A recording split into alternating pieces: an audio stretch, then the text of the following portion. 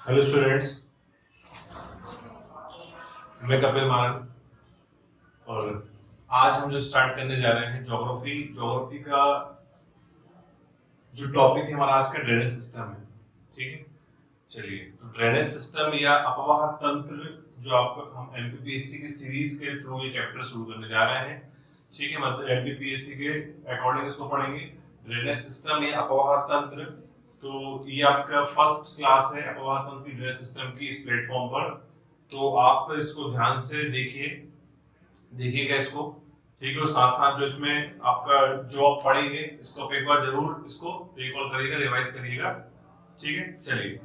तो drainage system या अपवाह तंत्र की बात करें, ड्रेनेज सिस्टम या अपवाह तंत्र की बात करें तो इससे आप क्या समझते हैं? ड्रेनेज ड्रेनेज आपने सुना होगा, आपने ड्रेनेज होता है, ड्रेनेज जैसे किसी नाले को बोलते हैं कि ड्रेनेज है। या अपवाह तो किसी चीज का बहाव, किसी भी चीज का बहाव या ड्रेन करना ही क्या होता है? ड्रेनेज सिस्टम या अपवाह तंत्र, जब वो बड़े कॉन्टेक्स्ट में हो। तो ड्रेनेज सिस्टम के तहत हम बात करें तो इसमें कुछ एक चीज हम कवर करेंगे। तो इसमें जो हम कवर करने वाले हैं, ड्रेनेज सिस्टम में कई सारी चीजें आती है, इसमें सिर्फ रिवर्स ही नहीं आएगा आपका। ड्रेनेज सिस्टम की बात करें, इसमें सबसे पहले आता है एक तो रिवर्स। ठीक है, आपका नदियां। दूसरा इसमें हम पढ़ेंगे लेक, झील भी इसी के अंतर्गत आता है। ठीक है, तीसरा पाउंड, पॉन्ड इसमें नहीं आएगा। ठीक है, पॉन्ड की बात करें अगर, चलो ठीक है, इसको देख लेते हैं, तालाब। चौथा हम बात करें इसमें डैम अर्थात बांध, और इसी के अंतर्गत हम इसको कवर करेंगे, एक्चुअल में इसका अंदरूनी पार्ट है वाटरफॉल अर्थात झरने। तो हमारा चैप्टर है ड्रेनेज सिस्टम। ड्रेनेज सिस्टम के चैप्टर के तहत हम जो कवर करने वाले हैं वो क्या कवर करने वाले हैं? रिवर्स, नदियां। जो मेन टॉपिक होगा आपका हमारा यही होगा। ठीक है, जो हमारा फोकस्ड पोर्शन होगा वो कौन सा होगा? हमारा रिवर्स से नदियां। सेकंड है आपका लेक, झीलें, इससे क्वेश्चन बनते हैं आपका।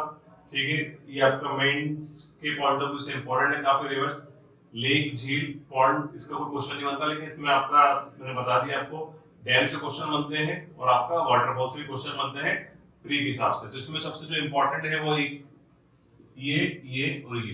ठीक है, इसको हम फोकस करते हुए पढ़ेंगे। तो इसके तरह हम जो स्टार्ट करने वाले हैं क्या? नदियां, ये रिवर्स। ठीक है, तो हमारा जो अभी का टॉपिक है ड्रेनेज सिस्टम के जो टॉपिक है, ये एक वास्ट टॉपिक है। इसी की सीरीज में, इसी के अंतर्गत जो हम स्टार्ट करने वाले हैं वो स्टार्ट करने वाले हैं नदियां, ये रिवर्स। चलिए, अब हम समझते हैं कि नदियां ये रिवर्स होती क्या है। क्लियर है आपको? तो रिवर्स, लेक, पॉन्ड, डैम और वाटरफॉल, ये इसी के जो है, इसी को मिला के एक जो आपका ड्रेनेज सिस्टम है, इसके अंतर्गत एक टॉपिक पढ़ने वाले। तो हमारा पहला टॉपिक क्या है? रिवर। चलिए,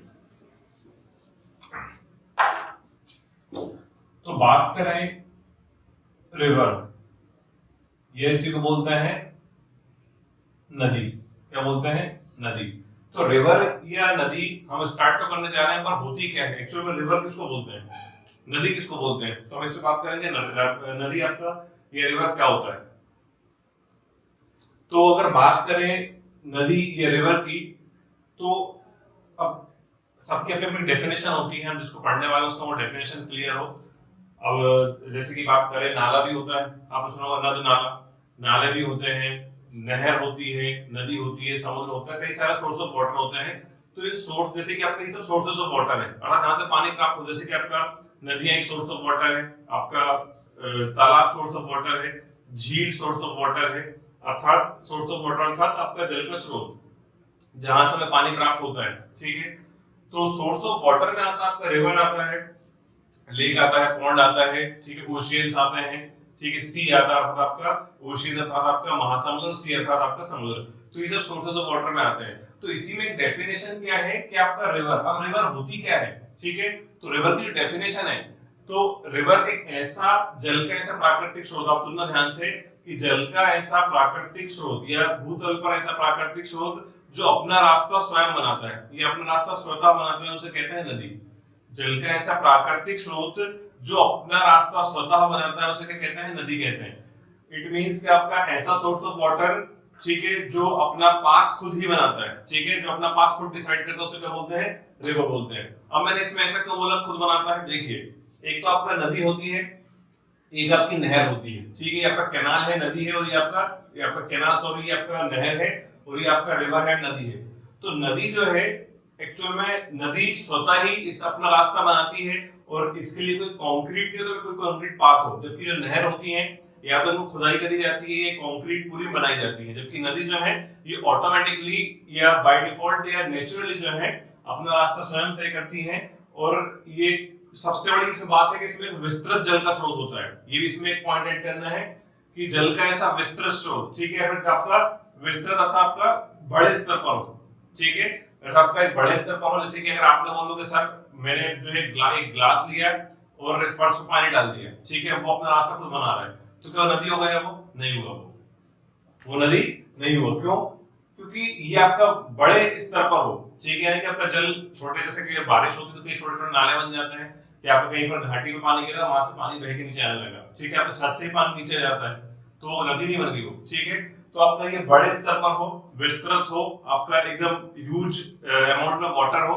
तो जब एक बड़ी मात्रा में पानी स्वतः ही अपना रास्ता बनाता है, जब बड़ी मात्रा में एक ह्यूज वॉल्यूम में जब पानी स्वतः ही अपना रास्ता बनाता है, उसे क्या बोलते हैं? नदी बोलते हैं, ठीक है। ये चीज क्लियर है कि बड़ी मात्रा में जल हो, या जल जो आपका ह्यूज वॉल्यूम में हो और अपना रास्ता स्वतः बनाता हो, ठीक है, उसके लिए कोई पाथ नहीं बनाता कि नदी के लिए आपको खुदाई करनी पड़ रही है, वो स्वतः ही अपना रास्ता बनाती है, उसको क्या बोलते हैं? नदी बोलते हैं, ठीक है। चलिए, तो अब इसके तहत आपका सबसे पहले जो आपका पहले के 2-3 लेक्चर की जो सीरीज होगी, इसमें मैं आपको टर्मिनोलॉजीज पढ़ाऊंगा, आपकी शब्दावली, क्योंकि जो टर्म्स यूज होते हैं कई बार आपका, तो चैप्टर पे हम आपके जो पहले के 2-3 लेक्चर्स होंगे, ठीक है, 2-3 लेक्चर्स में हम नदी से संबंधित जो भी टर्मिनोलॉजीज हैं, जो भी शब्दावली है, हम इसी पे चर्चा करेंगे, ठीक है। तो इसके तहत जो पहली टर्मिनोलॉजी है, तो आपको रिवर समझ में आया कि रिवर क्या होती है? नदी। तो जल का ऐसा ये बड़ा विस्तार अपना रास्ता स्वतः ही बनाता हो, उसे क्या बोलते हैं? नदी बोलते हैं। तो रिवर क्या होता है? ह्यूज अमाउंट, जब when huge volume of water made its path by own, it's known as river. Clear है? चलिए, तो अब हम बात करेंगे किस पे? टर्मिनोलॉजी पे, शब्दावली पे, ठीक है। शब्दावली टर्म, जैसे कि हम बात करें कि अगर ऐसे कि इकोनॉमिक्स को सब्जेक्ट है, साइंस एक सब्जेक्ट है, तो सब्जेक्ट्स में क्या है, टर्म बहुत इंपॉर्टेंट होते हैं। वैसे ज्योग्राफी में अपने आप में कई सारे टर्म्स होते हैं, अगर आप इन टर्म्स को नहीं समझेंगे तो आप चैप्टर समझने में आपको प्रॉब्लम होगी। क्यों? क्योंकि बार-बार ये टर्म्स रिपीट होते हैं आगे, ठीक है। जैसे कि आपने सुना होगा कि आपका कैचमेंट एरिया है, कमांड एरिया है, सोर्स ऑफ वाटर है, माउथ ऑफ रिवर है, आपका वाटर शेड है, ड्रेनेज सिस्टम है, ड्रेनेज सिस्टम है, ड्रेनेज बेसिन है, ठीक है। तो ये कुछ टर्म्स हैं, मैं आपको हिंदी इंग्लिश बाइलिंगुअल दोनों में बताऊंगा, तो इसको आप जो है साथ साथ इसको समझते हुए चलना। क्लियर है? कोई कंफ्यूजन हो आप मुझे तो आप एनी टाइम मुझसे पूछ सकते हैं। चलिए, तो जो पहला टर्म है आपका, वो है आपका ड्रेनेज सिस्टम, ठीक है, ड्रेनेज सिस्टम। तो ये टर्म 1 कर देता हूं, ये क्या आपका, इसको बोलते हैं ड्रेनेज सिस्टम, या इसी को बोलते हैं अपवाह तंत्र, आपका चैप्टर का नाम भी है, ऊपर लिखा हुआ है। चलिए, तो ड्रेनेज सिस्टम या अपवाह तंत्र क्या होता है, ठीक है, चैप्टर का नेम भी आपका यही है, ड्रेनेज सिस्टम। चलिए, ठीक है, ये किस कॉन्टेक्स्ट में पढ़ रहे हैं? ये हम नदी के कॉन्टेक्स्ट में पढ़ रहे हैं। ड्रेनेज सिस्टम जो हम पढ़ रहे हैं किस कॉन्टेक्स्ट में पढ़ रहे हैं? नदी के कॉन्टेक्स्ट में पढ़ रहे हैं। तो आप देखिएगा,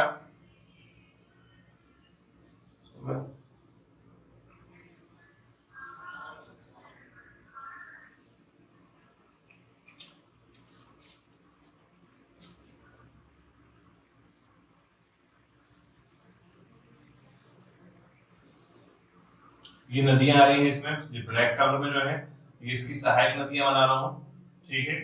ये अब इसमें भी कुछ नदियां आके मिली होंगी, ठीक है, ये इसमें भी कुछ नदियां आके मिली होंगी, ये तो दिख रहा है। तो ये जो है रेड कलर में जो बनाया है मैंने, ये आपकी मेन रिवर है, ठीक है, ये आपकी मेन रिवर है, इसी को बोलेंगे मुख्य नदी। क्लियर? तो ड्रेनेज सिस्टम क्या होता है कि जब आपका मुख्य नदी, जब ये आपकी मुख्य नदी या नदी का एक ऐसी धारा, नदी की ऐसी धारा जो अपनी कई सारी सहायक नदियों के साथ मिलकर एक पूरे तंत्र का निर्माण करती है उसे क्या बोलते हैं, अपवाह तंत्र बोलते हैं। या मुख्य नदी अपनी कई, ये जो ब्लैक कलर में दिख रही है आपको, ये सब सहायक नदी है। ये आपकी सहायक नदी है और सहायक की सहायक कहलाती है, उपसहायक नदी कहलाती है। ठीक है, ये कहलाती है ट्रिब्यूटरी बोलते हैं इसको इंग्लिश में, इसको बोलते हैं सब ट्रिब्यूटरी। हम अभी चर्चा करेंगे इस पे। तो जब एक नदी अपनी कई सारी सहायक नदियों के साथ मिलकर एक बड़े तंत्र का निर्माण करती है, इसको क्या बोलते हैं, अपवाह तंत्र बोलते हैं। अपवाह मतलब पानी का बहाव, इसको बोलते हैं ड्रेनेज सिस्टम। जब एक नदी कई सारी सहायक नदियों के साथ मिलकर, ये सब सहायक नदियां हैं, के साथ मिलकर एक तंत्र का निर्माण करती है, इसको क्या बोलते हैं, ड्रेनेज सिस्टम बोलते हैं, अपवाह तंत्र बोलते हैं। क्लियर है, कोई कंफ्यूजन इसमें? बहुत सिंपल सा टर्म है, बस आप ध्यान से सुनना तो आपको इसमें कोई कंफ्यूजन नहीं होगा। ठीक है, तो पहला तंत्र हो गया आपका अपवाह तंत्र, ड्रेनेज सिस्टम। ठीक है, ये पहली डेफिनेशन होगी आपकी, पहला टर्मिनोलॉजी होगी। चलिए सेकंड की बात करूं मैं। चलिए सेकंड जो है,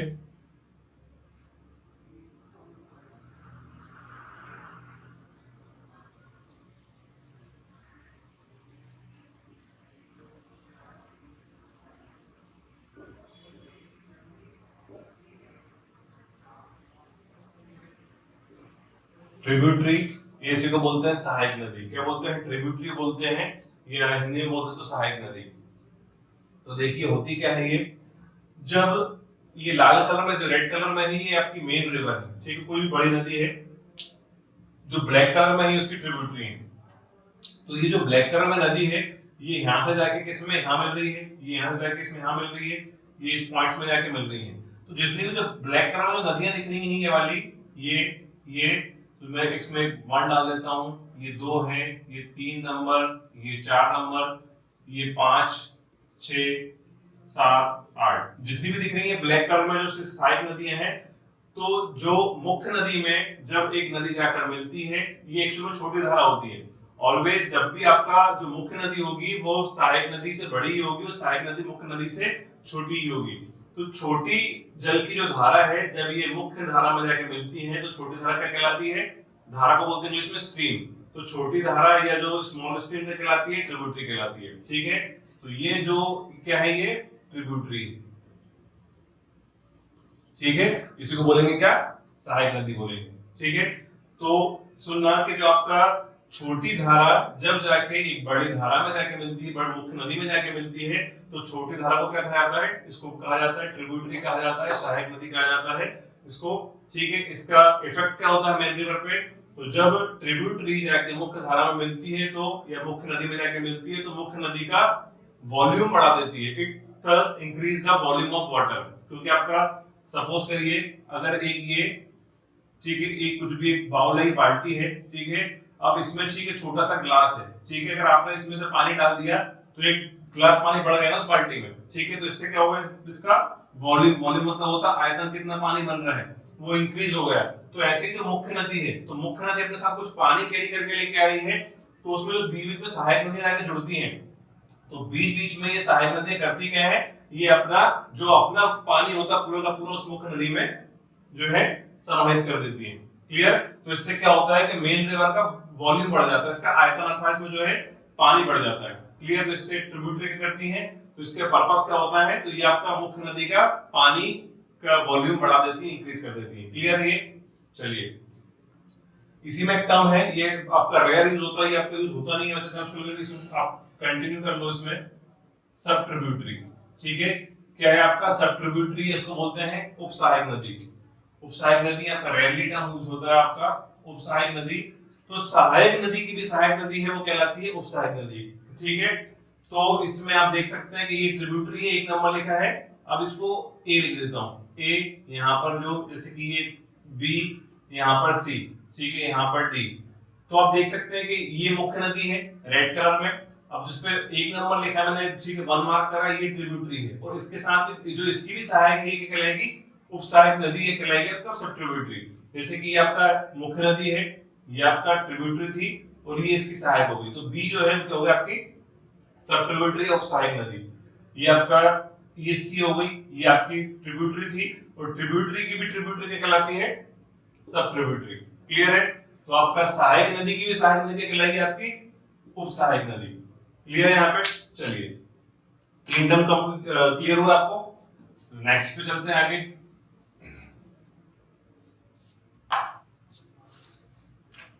अब है आपका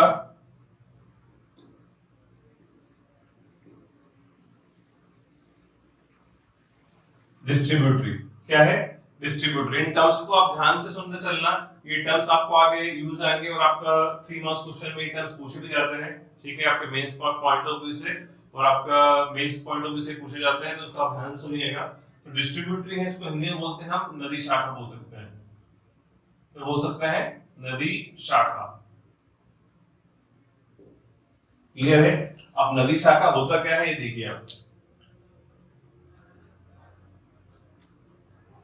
इसको न्यू डायग्राम बता देता हूं आपको। हम सिंगल डायग्राम में सारे टर्म्स, जब भी आपका टर्म्स पूरे हो जाएंगे तो एक मैं सिंगल डायग्राम में सभी टर्म्स को कंक्लूड कर दूंगा, एक बार इसको वापस से रिकॉल करवाऊंगा आपको, ठीक है। जो इसका टर्मिनोलॉजी जो लास्ट क्लास होगी जिसमें आपको जो टर्म्स है इसको मैं एक सिंगल डायग्राम में सबको एक साथ हम पढ़ेंगे। अब एक वन बाय वन पढ़ते जाओ आप। चलिए, तो नदी शाखा या डिस्ट्रीब्यूटरी क्या होता है? देखिए, ये एक नदी आ रही बहते हुए, ठीक है।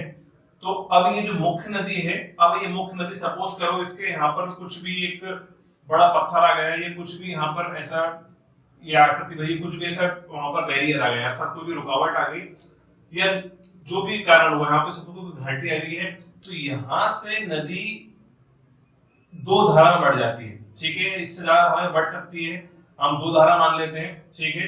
तो जब एक मुख्य नदी, ठीक है, ये आपकी मेन रिवर है, ठीक है, तो मुख्य नदी जब एक नदी आते हुए कहीं पर दो भाग में विभाजित हो जाए, अर्थात ये कोई अलग नदी नहीं है, ठीक है, ये कोई अलग नदी नहीं है, इसी नदी का यहाँ पर किसी वजह से या कोई बैरियर के आने से या किसी भी अन्य किसी वजह से जब इसके दो पार्ट हो जाते हैं, ठीक है, जब इसके दो पार्ट हो जाते हैं, इसकी दो शाखाएं, तो तब जैसे कि हम बोलते हैं ना ये पेड़ है और ये पेड़ की क्या है? शाखाएं हैं। क्या बोलते हैं इनको? शाखाएं बोलते हैं ना, ब्रांचेस।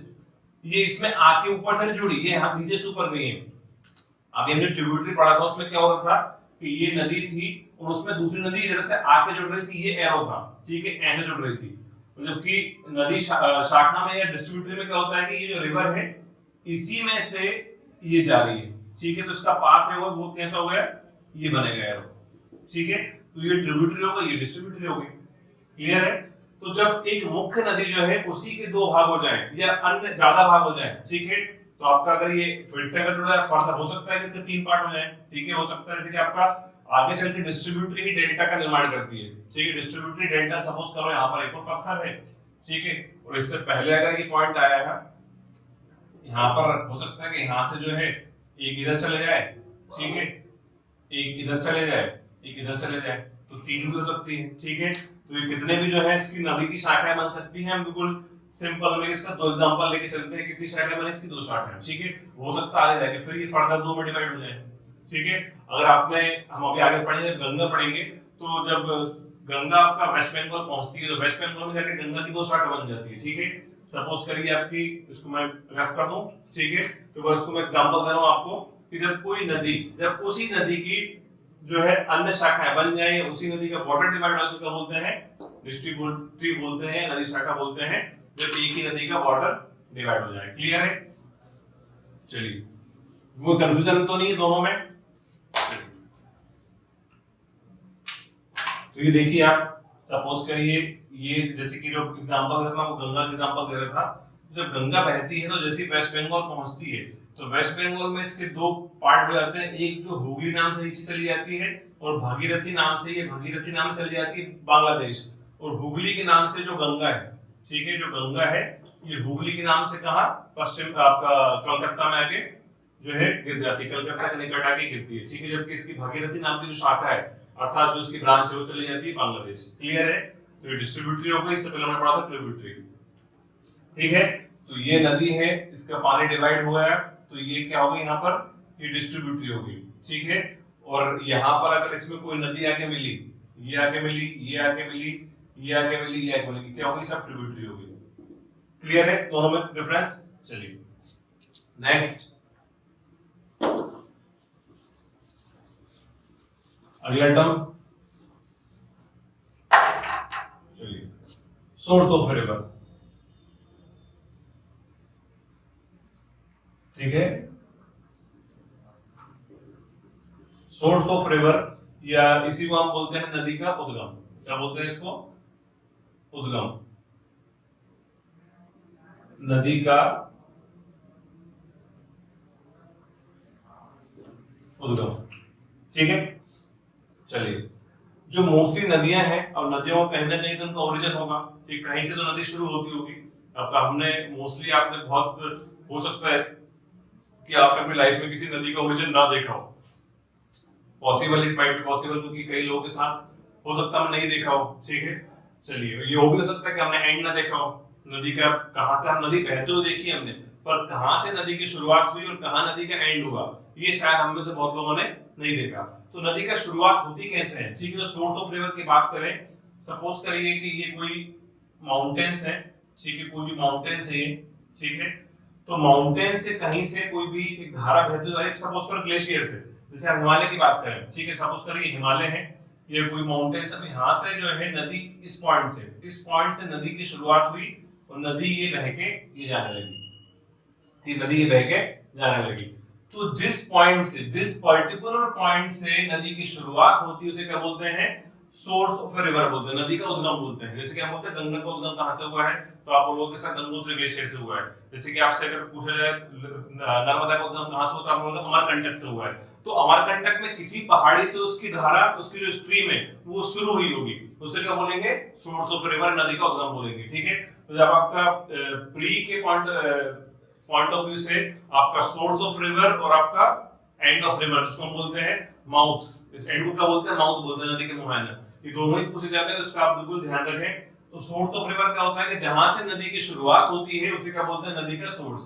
तो यहां से नदी की शुरुआत की पहाड़ से हुई तो उसको बोलेंगे सोर्स ऑफ रिवर। अब ये जरूरी नहीं कि हर नदी की शुरुआत जो है वो ग्लेशियर्स के थ्रू ही हो, ठीक है, तो नदी का जो सोर्स ऑफ रिवर होता है ये कुछ भी हो सकता है, ये कुछ भी हो सकता है वो ग्लेशियर्स हो, अर्थात आपका हिम हो, हिमनद बोलते हैं इसको, हो सकता है वो रेन वाटर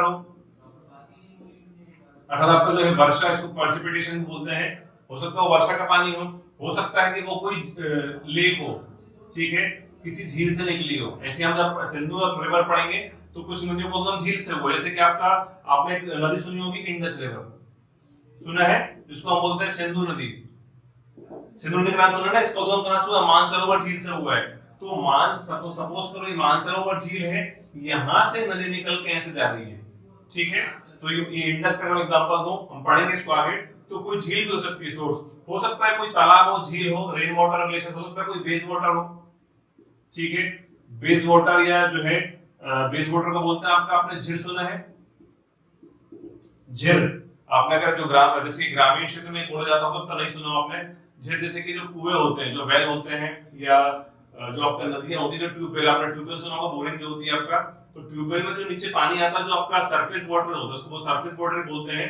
तो सरफेस वाटर या ग्राउंड वाटर या बेस वाटर जो होता है, तो जब आपका नदी जो जमीन के अंदर जो छोटी छोटी झीलें बहती हैं, उसी में से कई बार जो है आपका, जैसे आपका होता है कि ठंड में ये बारिश में ट्यूबवेल चलती है, लेकिन जैसे गर्मी आती है तो आपकी ट्यूबवेल, कई जगह ट्यूबवेल जो है पानी देना बंद कर देती है। क्यों? क्योंकि उनका बेस वाटर जो है वो सूख चुका होता है, उनकी झीलें सूख जाती हैं, ठीक है। तो इसमें से जहां पर झीलें होती है वहां पर जो है कंटिन्यूअसली आपका पानी रहेगा, झीलें नहीं रहेगी तो पानी नहीं रहेगा। तो इसमें से नदी का सोर्स कुछ भी हो सकता है कि वो आपका कोई ग्लेशियर पिघल के आ रहा हो, उसमें पानी बना हो सकता है कि सिर्फ वो, जैसे प्रायद्वीपीय नदी है, जैसे कि अगर आप गंगा की बात करें तो गंगा में ग्लेशियर्स का पानी आएगा, लेकिन ग्लेशियर, नर्मदा की बात करें उसमें वर्षा उसका होगा, क्योंकि नर्मदा कहीं हिमालय से निकली नहीं है और हिमालय के अलावा कहीं पर बर्फ जमी नहीं है हमारे, ठीक है, किसी पर्वत पर, तो नर्मदा कहीं हो जाएगा। लेक, जैसे कि मैंने सिंधु नदी को बताया, सिंधु नदी का क्या एकदम लेक, जैसे बेस वाटर, ठीक है, कई नदियों का होता है, ठीक है। तो इसमें से कुछ भी, या इसके अलावा भी कुछ भी सोर्स हो सकता है जहां से नदी में पानी मिल रहा है, हो सकता है वो कोई डैम भी हो सकता है, वो कोई बांध या डैम भी हो सकता है कि वहां से एक नदी निकली हुई है, वैसे वो डैम से निकलती है उसको बोलेंगे कैनाल बोलेंगे, नहर बोलेंगे, ठीक है। तो इसमें से कुछ भी जो है नदी का सोर्स ऑफ रिवर हो सकता है, ठीक है, उसका उद्गम का स्रोत हो सकता है, उसका पानी का स्रोत हो सकता है, उसका वाटर का सोर्स हो सकता है। क्लियर है? चलिए, तो नेक्स्ट टर्म जो है वो क्या है? माउथ।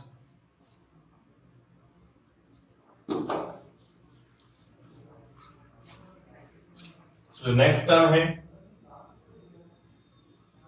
ये है माउथ ऑफ रिवर, ठीक है, ये आपका माउथ ऑफ रिवर, इसी को बोलेंगे नदी का मुहायना, ठीक है, इसी को बोलेंगे नदी का मुहायना बोलेंगे। चलिए, तो जहां से नदी शुरुआत हुई थी। अब नदी की जो हम अब साइकिल ऑफ रिवर में पढ़ेंगे कि नदी की एक साइकिल होती है, नदी की एक यात्रा होती है। जैसे कि हमारे जहाँ जन्म लेते हैं और हमारी मृत्यु होती है, तो हमने जन्म लिया, फिर हमने पूरा जीवन जिया, आपने एजुकेशन आपकी पूरी करी, ठीक है, आपने बचपन पूरा करा, एजुकेशन पूरी करी, फिर आपने जॉब ली, फिर आपकी शादी हो गई, उसके बाद जो है आपका एक बड़ी जर्नी है आपकी, उसके बाद एक इंसान किसी की बात करें उसकी डेथ हो जाती है। तो वैसे ही जो है नदी पे भी अपनी एक जर्नी होती है, जहां से इसका ओरिजिन है, उस ओरिजिन से लेके, जिसको मैंने बोला सोर्स बोला था, उस सोर्स या ओरिजिन को लेके जो है नदी यहाँ से शुरुआत होती है उसकी, और कहीं पर जाके इसके कहीं तो नदी का अंत होता होगा।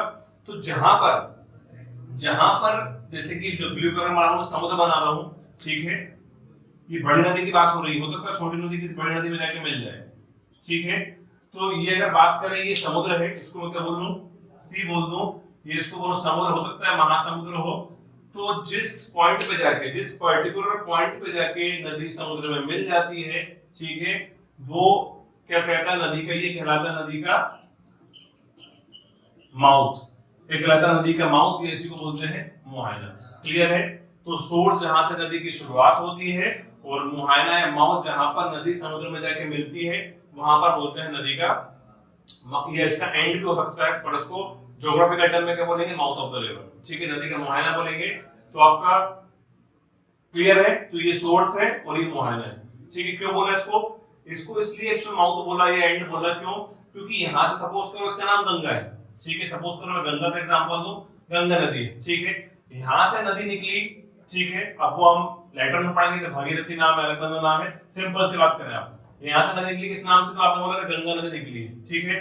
अब गंगा नदी जो है यहाँ से जब भी यहाँ से कोई पानी लेगा, यहाँ से गंगा नदी का पानी है, ये पूरा गंगा के नाम से जानी जाएगी। लेकिन जैसे ही एक पॉइंट पे जाकर समुद्र में मिली, जैसे ही एक पॉइंट पे जाकर समुद्र में मिलेगी, तो वहां पर गंगा अपनी पहचान खो देगी, गंगा नदी की पहचान खो देगी। क्यों? क्योंकि अब जो है इसमें हो सकता है कि ब्रह्मपुत्र नदी जाके मिली है, गोदावरी जाके मिली है इसमें, ठीक है, ये बंगाल जैसे बे ऑफ बंगाल मान लें इसको, हो सकता है इसमें कृष्णा जाके मिली है। तो अब ये इसमें गंगा का पानी कौन सा है, ब्रह्मपुत्र का कौन सा है, गोदावरी का कौन सा है, कृष्णा का कौन सा है, नहीं बता सकते हम, ठीक है। तो यहां से लेके यहां तक तो उस नदी की पहचान क्या है, गंगा, लेकिन जैसे ही समुद्र में मिल गई तो उसकी पहचान यहाँ पर खो दी इसने, ठीक है। अब इस सी में जो है हो सकता है 10, 50, 100, 200 नदियां, 500, 1000 नदियां आके मिली है। अब नहीं पता कि हमें इसमें से गंगा का पानी कौन सा है, ठीक है। तो गंगा की पहचान कहां तक थी, जब तक वो समुद्र में आके मिल रही थी। क्लियर है? तो ये आपका क्या है, नदी का मुहायना या माउथ, जहां पर नदी जिस पॉइंट पे नदी समुद्र में जाके मिलती है, सी पे जाके मिलती है, उसको क्या बोलते हैं, नदी का मुहायना या नदी का माउथ। क्लियर है? ये टर्म कंप्लीट आपकी। चलिए आगे बढ़े टर्म की ओर। क्लियर है सबको? चलिए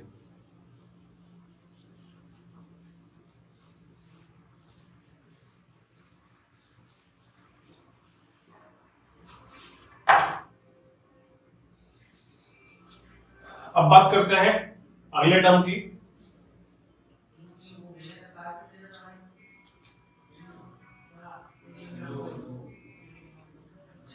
कन्फ्लुएंस, या मैं कन्फ्लुएंस पॉइंट बोल दूं इसको,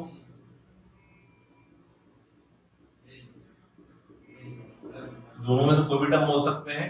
ये इसी को बोलते हैं हम संगम। क्या बोलते हैं इसको? संगम। क्लियर है? चलिए, तो कन्फ्लुएंस या संगम का होता है कि जब लगभग दो बड़ी नदियां, ये दो बराबर नदियां, ये दो हो सकता बड़ी ना हो, प्रमुख नदियां हो, तो जब दो बड़ी नदियां आपस में आके मिलती हैं, ठीक है, या हो सकता है कोई छोटी नदी भी जाके उसमें मिली हो, ठीक है, तो जिस पॉइंट पे जाके मिली उसको क्या बोलते हैं, नदी का संगम। जैसे कि बात करूं मैं, अगर ये एक नदी है, ठीक है, और ये एक नदी है, ठीक है, ये नदी है और ये एक नदी है, ठीक है, तो ये जो रिवर ए है, ये ए और ये नदी बी है, ठीक है, दो नदियां ए और बी, तो ये इस पर्टिकुलर पॉइंट पे आके मिल गई, ठीक है, इस पर्टिकुलर पॉइंट पे आके मिल गई, तो इसे क्या बोलेंगे, कन्फ्लुएंस पॉइंट बोलेंगे, इसी को बोलते हैं कन्फ्लुएंस बोलते हैं, इसको बोलते हैं संगम बोलते हैं। क्लियर है? सिंपल सी टर्म है कि जब दो नदियां आके किसी बिंदु पर मिल जाए उसे क्या बोलते हैं, कन्फ्लुएंस बोलते हैं या संगम बोलते हैं, बस, या कन्फ्लुएंस पॉइंट बोलते हैं, ठीक है। आमतौर पर ऐसे हमने, जैसे मैं बताया था आपको, जो मुख्य नदी है, मुख्य नदी में कई सारी ट्रिब्यूटरी आके मिलती है, ठीक है, तो ऑलमोस्ट सब जगह यहाँ पर कन्फ्लुएंस बना रही है, लेकिन कन्फ्लुएंस है, जो कन्फ्लुएंस पॉइंट संगम जो होते हैं कुछ ना कुछ एक इंपॉर्टेंस होती है, चाहे वो कल्चरल बेसिस पे या रीजनल बेसिस पे कुछ इंपॉर्टेंस हो, तो आमतौर पर उसी को संगम का नाम दिया जाता है। ठीक है, तो सिंपल है टर्म है कि जब दो नदियां आपस में किसी पॉइंट में मिलती है तो क्या बोलते हैं, कन्फ्लुएंस पॉइंट। क्लियर है यहाँ पर, क्लियर है? चलिए, ये हो सकता है जैसे कि मैंने बात करी, जैसे कि कोई मुख्य नदी है, एक बार फिर से देख लीजिए इसको, इधर आप जरूरी नहीं कि वैसे ही कन्फ्लुएंस बने जब दो बड़ी नदियां आके मिले। सपोज करें ये नदी बहती जा रही थी, ठीक है, और इस पे जो है ये नदी इसमें आके मिली, ये इसमें आके मिल गई, ये इसमें आके मिल गई, तो ये जो पॉइंट है, ये जो ब्लैक में मार्कर है, ये क्या कहलाएंगे, ये सब कन्फ्लुएंस पॉइंट या कन्फ्लुएंस या संगम कहलाएंगे, नदी के संगम कहलाएंगे। जिस पॉइंट पे आके एक नदी में जाके अन्य नदी मिलती है उसको बोलेंगे संगम या कन्फ्लुएंस पॉइंट। क्लियर है?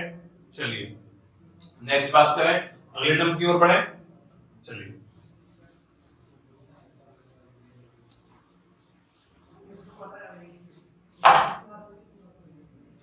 अगला टर्म है हमारा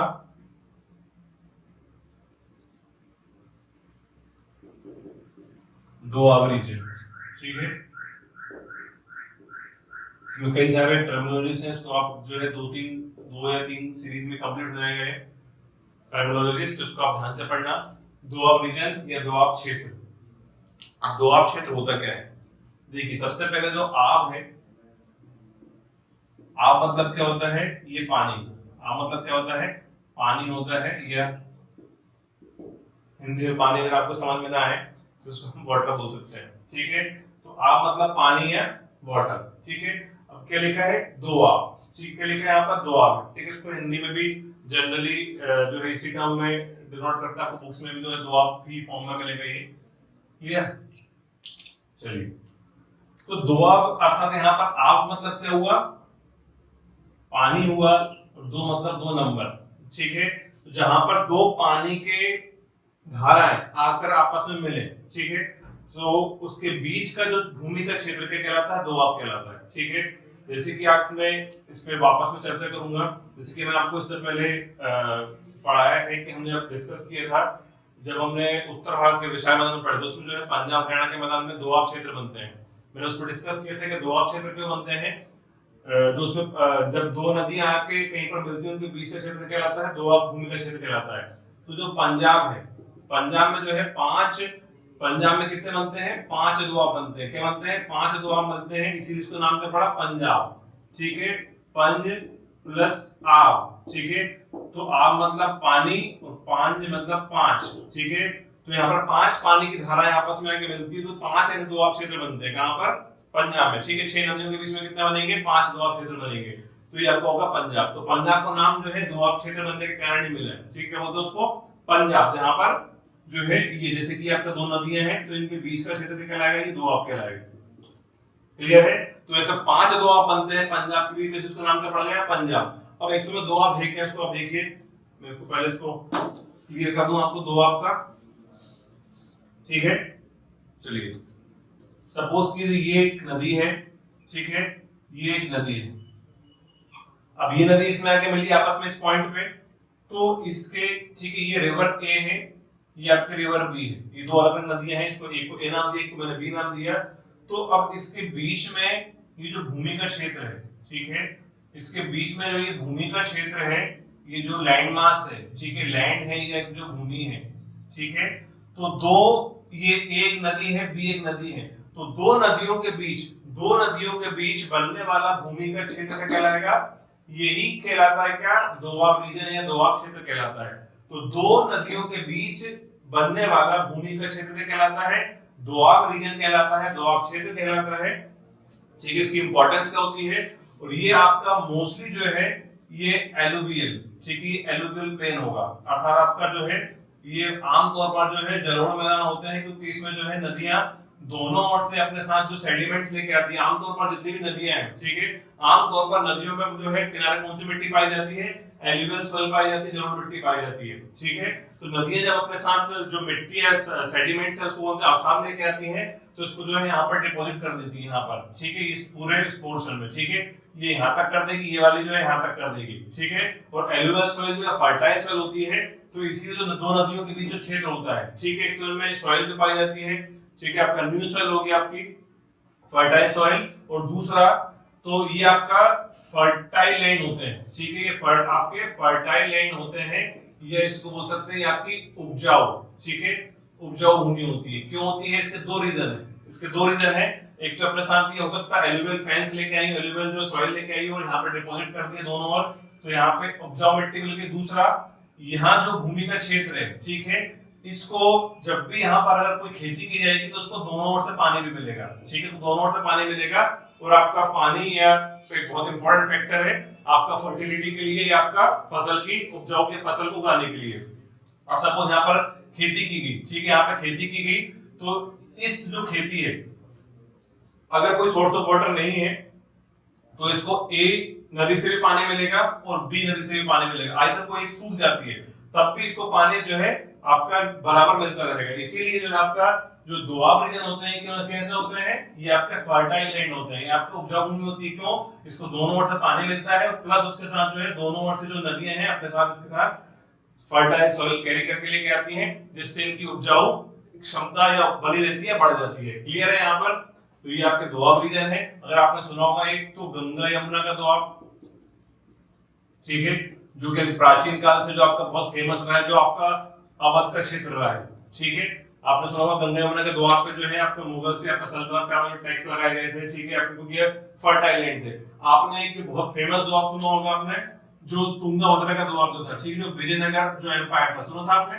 अगर आपने हिस्ट्री पढ़ी हो तो विजयनगर जो एम्पायर था और वर्सेस जो आपका बहमनी एम्पायर था, ठीक है, तो आपका बहमनी साम्राज्य, आपका जैसे कि बहमनी साम्राज्य और विजयनगर साम्राज्य में जो है तुंगभद्रा के दोआब को लेकर ही आपका लड़ाई डिस्प्यूट होते थे। क्यों होते थे? क्योंकि दोनों ही उस दोआब क्षेत्र पर अपना कब्जा बनाए रखना चाहते थे। क्यों? क्योंकि उस दोनों ही ये आपका उपजाऊ भूमि होती है, फर्टाइल लैंड होती है। क्लियर? और पहले के जमाने में आदमी हम बोले तो आपका कृषि एक वही आपका मेन सोर्स ऑफ इनकम था, क्योंकि वहां से लगान आता था, ठीक है, टैक्स कलेक्शन होता था, तो हर वो राजा चाहता था कि उसका दोआब क्षेत्र पे कब्जा हो, ठीक है। तो ये आपका पुराने समय में आप पढ़ेंगे हिस्ट्री, तो विजयनगर एम्पायर और बहमनी साम्राज्य था, दोनों साम्राज्य में दोआब क्षेत्र को लेकर कई सारे इनमें डिस्प्यूट हुए हैं, युद्ध भी हुए हैं। क्लियर? तो दोआबों में से गंगा यमुना का दोआब, ये आपका जैसे कि मैंने आपको उत्तर भारत के विशाखापट्टनम में दोआब पढ़ाए हैं, तो इसमें कोई भी आप इसके एग्जांपल में लिख सकते हैं। क्लियर है? तो दोआब क्षेत्र होते हैं, दो नदी के बीच बनने वाले क्षेत्र होते हैं। एक तो इन दोनों इनको इसलिए उपजाऊ होते हैं, एक तो इनकी विशेषता क्या होती है, उपजाऊ होते हैं। उपजाऊ क्यों होते हैं ये? क्योंकि इनको दोनों ओर से पानी मिलता है और इनके साथ जो है फर्टाइल सॉइल होती है। क्लियर है? चलिए जो नेक्स्ट पॉइंट मैंने आपको बोला था, तो हमारा नेक्स्ट हम टर्मिनोलॉजी देखते हैं। तो ये है आपकी रिवर बेसिन। क्या है ये? रिवर बेसिन, ये इसी को बोलते हैं हम नदी घाटी। इस टाइम पे मैं भी बहुत थोड़ा सा आपको इस पे डिस्क्राइब करूंगा, बाकी इसको जो नेक्स्ट लेक्चर है इसको मैं डिस्क्राइब करूंगा डेप्थ में, इसको अगेन मैं इसको रिपीट करूंगा इसको। तो अभी सिर्फ आप रिवर बेसिन समझे कि जब नदी जब बहती है, रिवर बेसिन इसको बोलते हैं क्या? नदी घाटी। बेसिन मतलब होता है घाटी, ठीक है। तो नदी जिस क्षेत्र में होकर बहती है, जिस भी पूरी घाटी से, जिस पूरे एरिया से होकर बहती है, तो इसमें जहां जहां से पानी आता है, ठीक है, सपोज करो ये एक नदी है, इसमें पानी आया, इसका पानी आया, इसका पानी आया, इसका पानी आया, इसका पानी, ये पानी आया, ठीक है। तो ये इनका जो पानी आया, तो ये पूरा जो एरिया दिख रहा है आपको, ये जो पूरा एरिया दिख रहा है, जिस जिन क्षेत्रों से बह के उस नदी में पानी आया है, ठीक है, जैसे रेड कलर में मुख्य नदी थी, इसमें इतने क्षेत्र से बह के पानी गया है, ठीक है। तो ये पूरा जो लीफ लाइक स्ट्रक्चर दिख रहा है आपको, ठीक है, क्या कहलाएगा इसका? रिवर बेसिन कहलाएगा। बोलते हैं गंगा रिवर बेसिन, सुना आपने से? गंगा रिवर बेसिन अर्थात गंगा में किन किन जगह से, कहां से, किन किन नदियों का पानी बह के पहुंच रहा है। क्लियर है? तो रिवर बेसिन अर्थात जो भी इस जो मुख्य नदी है, इसमें जहां जहां से पानी बह के पहुंच रहा है, वो कहलाता है उसका रिवर बेसिन कहलाता है। क्लियर? मैंने तो बहुत छोटे में बताया, जब नेक्स्ट जो इसकी सीरीज होगी, क्लास होगी, तो उसमें मैं आपको उसको वापस से डिस्क्राइब करूंगा रिवर बेसिन को। चलिए, तो मैं क्लास को यहीं पर बाइंड अप करता हूं। जिसका नेक्स्ट लेक्चर होगा, उस लेक्चर में मैं आपको इसके आगे और हम टर्म्स पे बात करेंगे, शब्दावली पे बात करेंगे। यहां तक के इसके आगे मैं कंटिन्यू करूंगा, रिवर बेसिन से आगे मैं रिपीट करूंगा नेक्स्ट लेक्चर में। ओके, चलिए, तो फिर हम मिलते हैं हम लोग नेक्स्ट लेक्चर में। Thank you.